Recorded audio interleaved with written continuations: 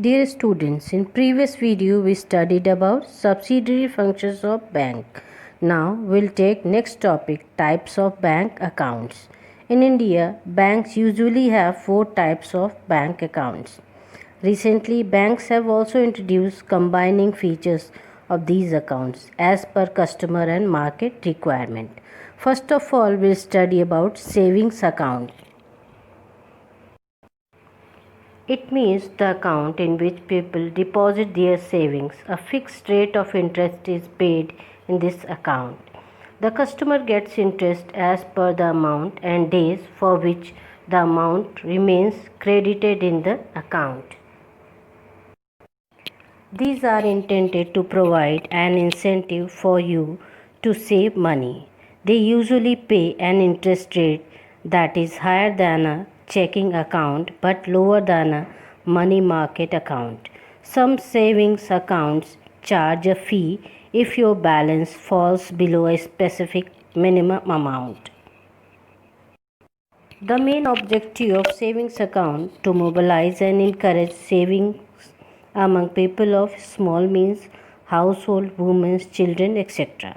Initiated in undivided India under Post Office Savings Bank in 1882. Generally, the numbers of withdrawal in a savings account are limited in a month. Second, current account. Current account is mainly for business persons, firms, companies, public enterprises, etc., and are never used for the purpose of investment or savings.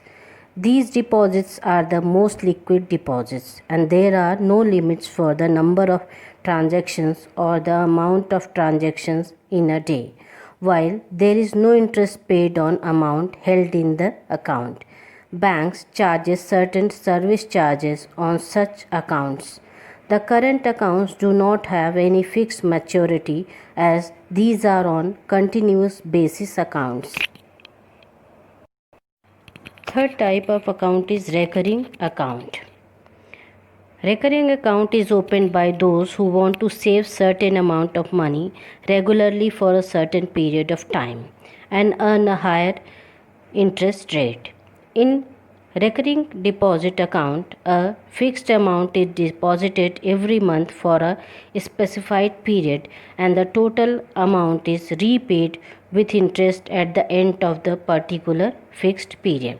The period of deposit is minimum 6 months and maximum 10 years. The interest rates vary for different plans based on the amount one saves and the period of time and also on banks. No withdrawals are allowed from the recurring deposit account. However, the bank may allow to close the account before the maturity period. Fourth, fixed deposit account, also known as FD account. A particular sum of money is deposited in a bank for a specific period of time. It's one-time deposit and one-time take away, or we can say withdrawal account.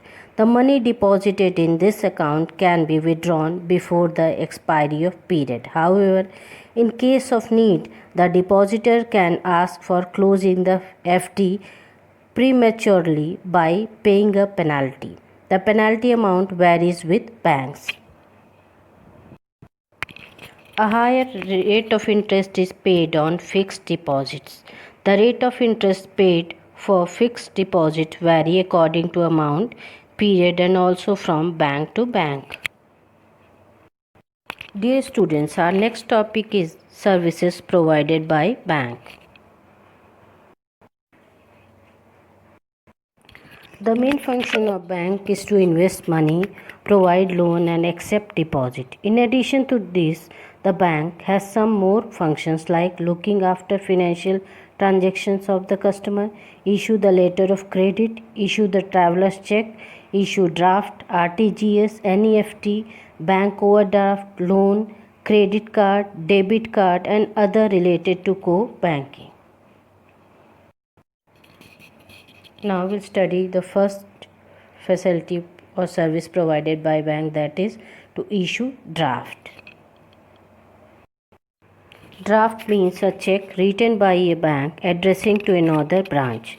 The name of the person is mentioned in the draft and order is issued to pay the amount to that person. The bank transfers the amount as the issuing authority on behalf of the customer. The bank draft is a convenient and secure tool for paying a large sum without having to withdraw cash from your account. Second service is banker's check or pay order. Banker's check is a facility similar to a bank draft. The check issued by the bank against the payment accepted by the bank is called pay order. Pay order can be encashed only in the same city. Third service is real-time gross settlement (RTGS). Real-time gross settlement is an electronic form of funds transfer where the transmission takes place on a real-time basis. In India, transfer of funds with RTGS is done for high-value transactions, the minimum amount being Rs 2 lakh. The beneficiary account receives the fund transferred on a real-time basis. In this system, each of the RTGS member bank branch is identified through IFSC code. It is an 11-digit alphanumeric code.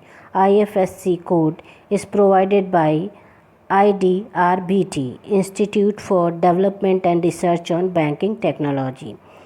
Hyderabad RTGS is a method of transferring money from any bank in India. In this method, the amount is debited or credited as per real time and as per gross settlement. Next banking service is National Electronic Fund Transfer (NEFT).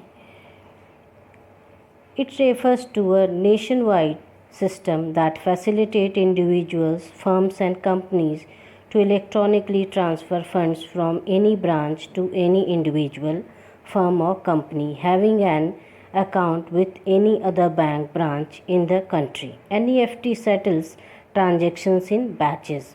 The settlement takes place at a particular point of time. For example, NEFT settlement takes place 6 times a day during the weekdays: 9:30 am, 10:30 am, 12 noon, 1 pm, 3 pm and 4 pm, and 3 times during Saturday: 9:30 am, 10:30 am and 12 noon. Any transaction initiated after a designated settlement time is settled on the next fixed settlement time. There is no limit on minimum amount in this system. Maximum amount is 2 lakh. Can be transferred in batches in this system.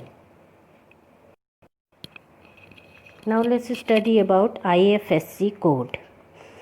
All NEFT member banks are identified through IFSC code, which is an alphabet numeric combination of 11 digits. In this method, commission is charged from the sender, but in case of inward NEFT, wherein the receiver is not charged any commission.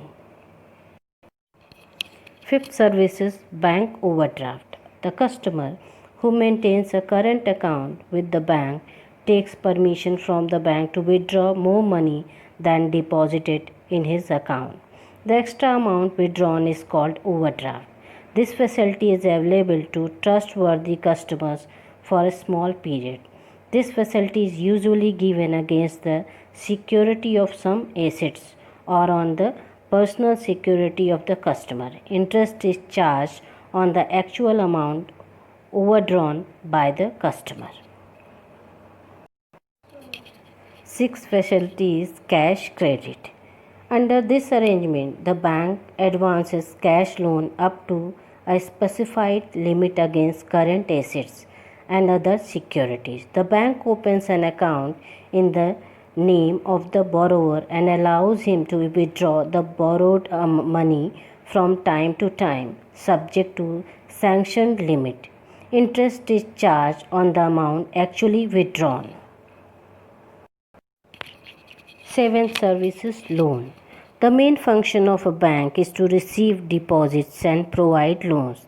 The bank receives deposits at lower rate and provides loans at the higher rate.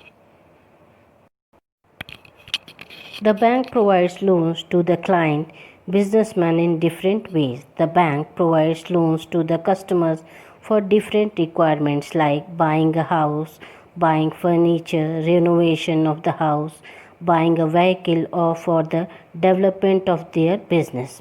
If the advance is for a long term, an amount repayment is paid fully at a time or at a regular term installments, then it is called a loan. In order to secure the loan amount, the bank keeps the immovable property of the client as mortgage. Such loan is repaid according to the terms decided at the time of sanctioning loan. Dear students, these all are the different types of services provided by banks to their customers. Go through the video and with the help of your textbook learn the banking services, as this is very important topic. In next video we take next topic, e-banking. Thank you.